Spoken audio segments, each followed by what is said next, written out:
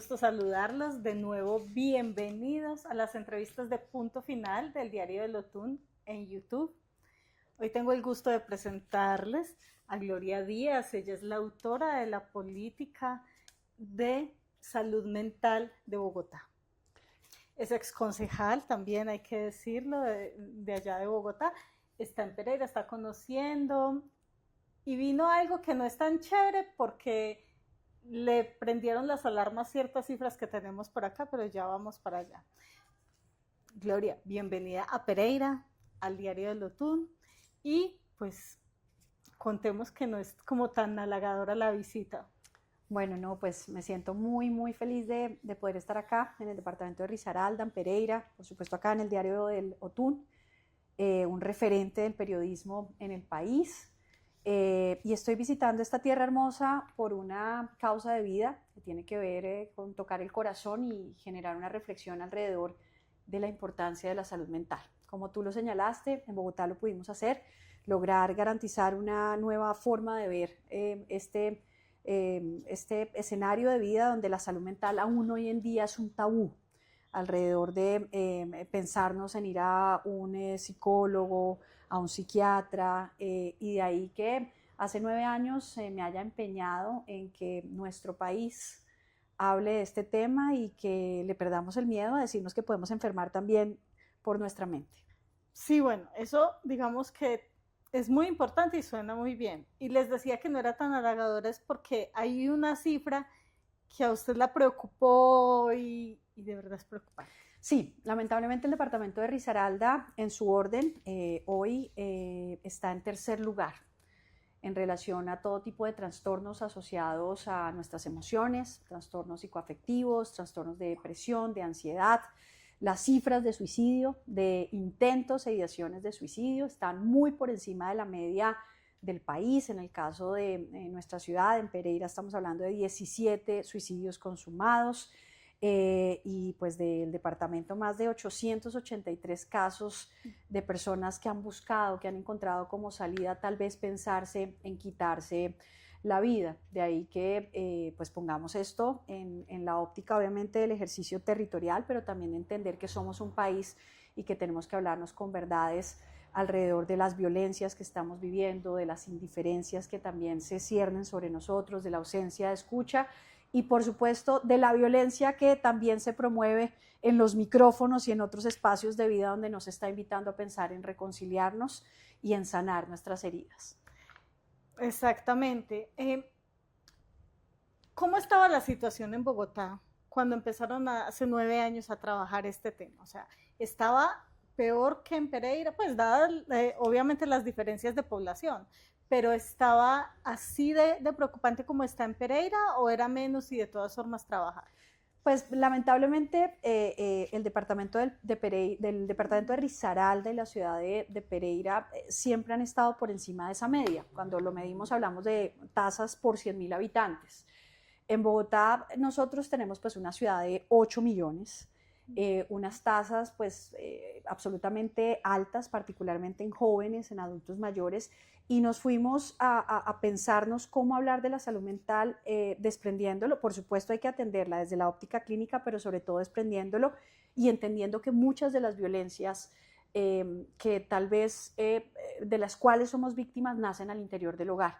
Cuando tuve la oportunidad de plantear los lineamientos para la construcción de lo que fue la nueva política pública de salud mental, además lo que es hoy sirvió como sustento de la nueva ley de salud mental, la 2460 que aprobó el Congreso, era hablar de prevención, Liliana, porque hoy nuestros jóvenes están hiperconectados, los ciudadanos en general ya no estamos tan conectados como familia, mucho más hiperconectados y buscando aceptación por fuera, midiéndonos bajo paradigmas que son absolutamente mentirosos, realidades que no conectan con pues, el proyecto de vida de cualquier persona, de proyectos de vida que se hablan de una pendiente en crecimiento, pero la vida en sí misma pues, nos lleva a encontrarnos con picos y caídas, y de ahí que habláramos de prevención, de meternos en la familia, de hablar de las violencias, particularmente la violencia intrafamiliar, pero también algo que se cierne alrededor de nuestros niños y es en las comunidades educativas. Hoy un profesor, y quiero hablar de mi experiencia en Bogotá, que tiene justo en su salón de clase y enseña matemáticas 32 estudiantes, Liliana no tiene ni idea qué pasa con cada ser humano que está allí sentado. Y sobre eso, pues nos encontramos lamentablemente, por ejemplo, que nuestros niños están siendo abusados, violentados, no precisamente por personas lejanas, por su núcleo familiar, en la totalidad. Estamos hablando de abuelos, padrastros, tíos, las mismas madres. Y eso pues nos lleva más adelante en el proyecto de vida a encontrar trastornos de todo tipo, trastornos psicoafectivos, de ansiedad, de estrés, de bipolaridad, que por supuesto terminan siendo un problema nacional en materia de salud pública que tiene que ser abordado al final de la cadena, pero si pudiéramos prevenirlo y particularmente, reitero, al interior del hogar y en el caso de los colegios, podríamos ahorrarnos no solamente dinero, sino muchas tragedias humanas. Bueno, digamos que este panorama que usted hasta ahora nos ha mostrado en el de los jóvenes y los niños, pues uno diría que haya una ideación de quitarse la vida, tendría pues más o menos, no por excusarlo, pero cierta validez entre comillas, bueno, me abusaron, la vida no vale, cuál va a ser mi futuro, y bueno, pero me llamó mucho la atención cuando estos intentos son de una persona adulta mayor, porque uno dice, o sea, si ya es adulto mayor, ya debe tener como un resumen de vida y está tranquilo en la espera de que llegue la muerte natural. Pero, o sea, ¿qué tiene que pasar en la vida de un adulto mayor para que tome semejante decisión? Porque es que lo hemos registrado en el periódico, o sea, y lo cometen y te dicen, si ya era adulto mayor, ¿por qué? O sea, ¿qué pasó? Pues, son muchas cosas. Por supuesto, ser adulto mayor, ¿cómo nos definen en la ley? Estar por encima de los 60, 65 años y seguramente vernos ya en una edad adulta donde tú lo dices, ya hemos vivido todo, pero yo quiero significar que después de los jóvenes son los adultos mayores los que más nos suicidamos y tiene que ver mucho con la soledad que viven. La soledad. Es una absoluta soledad y una exclusión por parte del sistema. ¿A dónde voy? Y de hecho este es un proyecto que queremos trabajar porque este país y principalmente en las ciudades se están proyectando hacia familias monoparentales. Hoy nuestros jóvenes no quieren tener hijos. Hoy casi que buscamos el cariño y el afecto. Ya hablamos de un concepto que se habla de familia multiespecie en los animales porque no recibimos afecto entre los seres humanos. Y estos adultos mayores lamentablemente terminan siendo olvidados por sus propios hijos.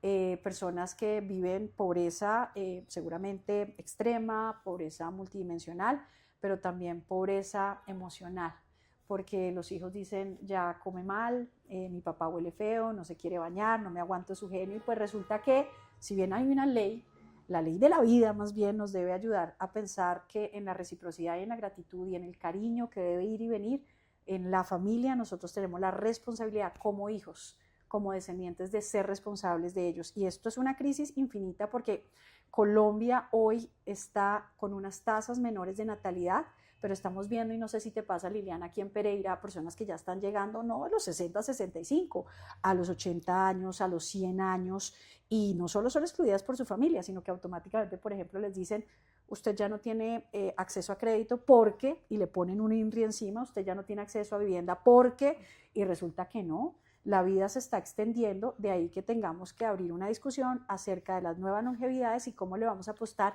a una pirámide que ya no está tan puntiaguda, sino que efectivamente se viene ensanchando, y recordemos que todo se sustenta gracias a nuestros impuestos y tiene que dialogar una cosa con la otra. Entonces ahí vamos también a trabajar no solamente en salud mental, sino en tema de nuevas longevidades. El eje cafetero es la región del país en donde hay mayor población adulta mayor. Es que es un vividerazo. Sí, claro. Todos queremos venirnos de Bogotá para acá, eso sin duda. Todos los pensionados para Pereira. Sin duda. Sí, pero bueno, y entonces, ya hablando de política pública y de la ley y eso, ¿hacia dónde debe apuntar el trabajo en Pereira? O sea, ¿qué tenemos que hacer para evitar estos números que usted viene a presentarnos? Y pues que es una realidad que sí, todos la tenemos en la casa. Tenemos o el adolescente o el adulto mayor, una de dos. No creo que haya un hogar en el que todos sean de 30 años. Así es. Y todos vamos para allá, los que tengamos la fortuna de. Miren, un tema fundamental es romper el tabú alrededor de la salud mental. Tenemos que hablar de los famosos escuchaderos, en Antioquia se les llama así. Para otros, yo digo, los que somos creyentes, el simple hecho de que nos escuche un guía espiritual, pues maravilloso, trabajar el proyecto de vida de la persona, porque lamentablemente estamos conectados con una sociedad de consumo que nos lleva casi que a pensarnos en la vida, en acumular y en proyectar riqueza. Y resulta que hoy en día no hay un recetario perfecto. Lo primero, hablar de la responsabilidad que tenemos como padres y madres, en el cariño, en el afecto, en el estar para el hijo, pero además de eso, de profundizar también y fortalecer todas las infraestructura humana o estructura humana, pública, hospitalaria, que atienda, por supuesto, la salud física, pero también que fortalezca el ejercicio psiquiátrico, el ejercicio médico, que rompa barreras para que una persona que quiere acceder de pronto a una cita médica con un psicólogo no tenga que esperar más de 4 meses, porque ese es el promedio hoy nacional, además con todas las dificultades que tenemos, sino que además de eso encuentre primeros auxilios comunitarios. Todos los ciudadanos debemos estar capacitados para ello, porque reitero, ustedes hoy tienen, comparten acá y me corregirás, un puente famoso, que lo han resignificado como el puente de la vida, ¿me corriges por favor? Sí, hace porque lamentablemente no era el puente de la vida en sí mismo, sino donde muchas personas se iban a terminar su vida allí porque terminaban suicidándose. Y de entender, reitero, que el mayor culpable, Liliana, es aquella persona que no es capaz de escuchar al otro y que lo juzga, porque nadie sabe las batallas que todos vivimos, producto de nuestras experiencias de vida, que nos pueden llevar a tomar una decisión. Y hay que trabajar mucho con nuestros jóvenes, porque, reitero, hoy no hay escucha en los hogares. Hoy ya vemos a los padres que entregan un celular y ni idea, efectivamente, qué tipo de contenido está recibiendo pues nuestro hijo.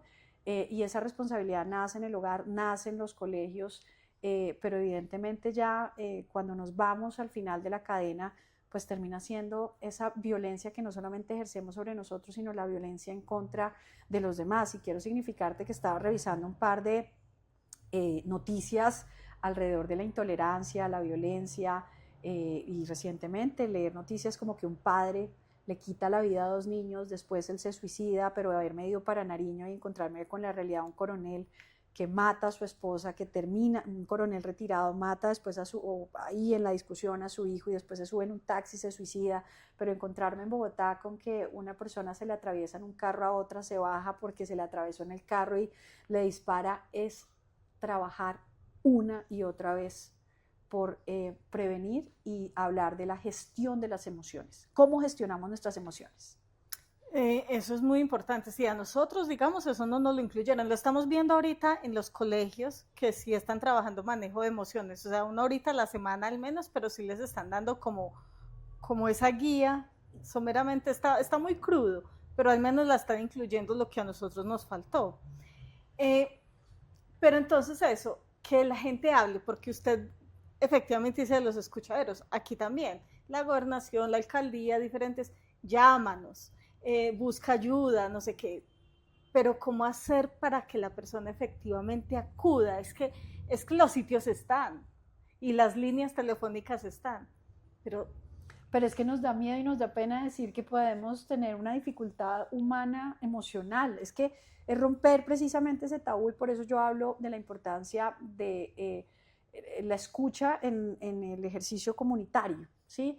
Porque pues sí, o sea, coger un teléfono uno pues ya de entrada dice, eso ni me van a contestar o quién sabe con quién voy a tener que hablar, no lo conozco, no sé, no lo siento cercano. Tenemos que trabajar con organizaciones de base, con juntas de acción comunal, porque mira, yo no sé cómo estarán las tasas de desempleo acá de los psicólogos, pero te digo, a mí me sorprende que en Bogotá me diga una psicóloga que no tiene trabajo.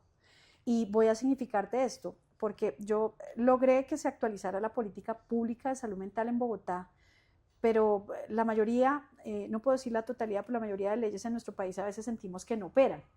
Entonces, no es solamente lograr la ley, no es solamente lograr el acto administrativo, llámese una ordenanza, un acuerdo, lo que sea, sino lograr garantizar que eso que está ahí escrito se vaya a recursos y se materialice. Y sobre eso, en Bogotá, logramos que en distintos colegios se contratara un mayor número de psicólogos y psicoterapeutas. Te hablo, un colegio en Bogotá tiene 3.000 estudiantes. Para esa comunidad educativa, 3.000 estudiantes, la comunidad educativa, pensémonos que son 12.000, una sola psicóloga. Eso es una locura. Hay que fortalecer los aparatos institucionales, reitero, y llevar esa línea telefónica a la condición humana, caminar, golpear puertas y preguntar usted cómo está.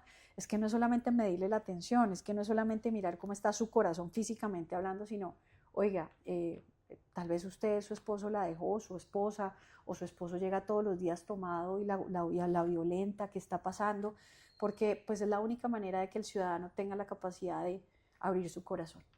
Sí, sí. No, pues es que aquí hay muchos temas y esto se nos iría, pero para largo nos quedaríamos acá hablando un montón de tiempo, pero qué bueno que al menos dejemos la inquietud en las personas. Es muy importante porque esas mismas personas pueden ir a decirle al presidente de la Junta, oiga, hagamos una reunión, hablemos de este tema, solicitemos a la alcaldía una visita, una asesoría en algo, o sea, empezar, como usted dice, desde la base, y este es uno de los mensajes que debe quedar de esta entrevista. Rutas móviles de atención, por ejemplo, en la ruralidad, o sea, no podemos esperar porque si ya hay barreras de acceso para otro tipo de oferta institucional, hasta para un trámite, pues pensemos cómo desconcentramos esa tarea por comunas, corregimientos, por localidades, por barrios y que podamos, reitero, prevenir. Este es un llamado y una alerta porque lamentablemente el departamento de Risaralda está muy por encima de esas cifras y, por supuesto, contención, primeros auxilios y en casa. La responsabilidad es de todos y tenemos que hacer que lo bueno haga eco, porque esas noticias son las que entristecen, son los lunares, pero estoy segura que hay mucha gente que le quiere apostar a sanar un país, a reconciliarlo. Ay, ojalá, sí, qué bueno fuera. Bueno, Gloria, siempre bienvenida a Pereira, al Diario de Lotún también, las puertas abiertas, porque el trabajo es mucho. La dejo para que se despida. Muchísimas gracias y les agradezco que hagan seguimiento a nuestro trabajo por una salud mental que resignifique ese concepto y que entienda que hablar de salud mental no es hablar de locura, es hablar de bienestar y calidad de vida. Sí. Bueno, y antes de dejarlos, vean, aquí tengo el punto final en el impreso, recuerden que lo consiguen muy económico, las historias que a ustedes les gusta ver, acá están en texto, pero hay unas cosas muy lindas y vale la pena leerlas y el contenido de mis compañeros también los invito. Y como siempre, gracias por estar pendientes del contenido de Punto Final y del canal de YouTube del Diario de Lotún. Chao, hablamos después.